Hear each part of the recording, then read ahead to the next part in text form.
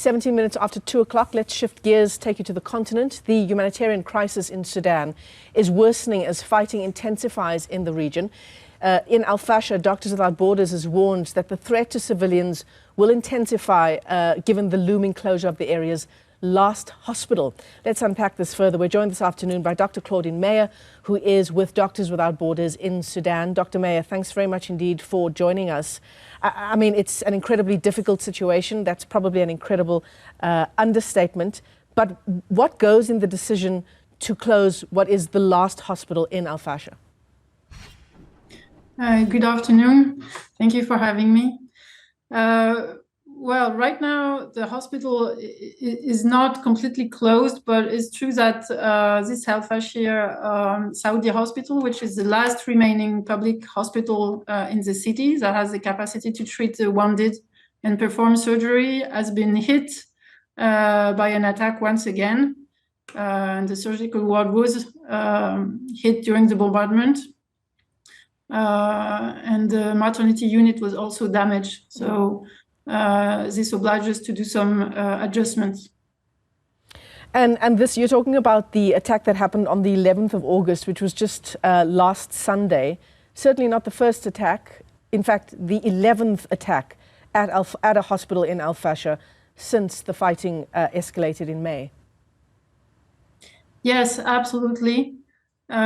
Showing that we do not know if the hospitals are targeted on purpose, but it's very obvious that they are not protected, which is a huge issue, of course. Yeah, various health facilities have obviously been impacted in Sudan. The health sector as a whole really becoming a casualty of this war. If this continues and if this last hospital does indeed close, what does the future look like for civilians there? Well, obviously, we are very worried. If this last place where people can be operated upon and treated has to close, well, we can expect the death toll to rise even more. In terms of resources on the ground for MSF, despite this being the last hospital, is there enough aid and medical resources to treat those who need help? Well, unfortunately, the supply has been very difficult to bring to Fasher. Both parties have made that quite difficult. So no, very far from it.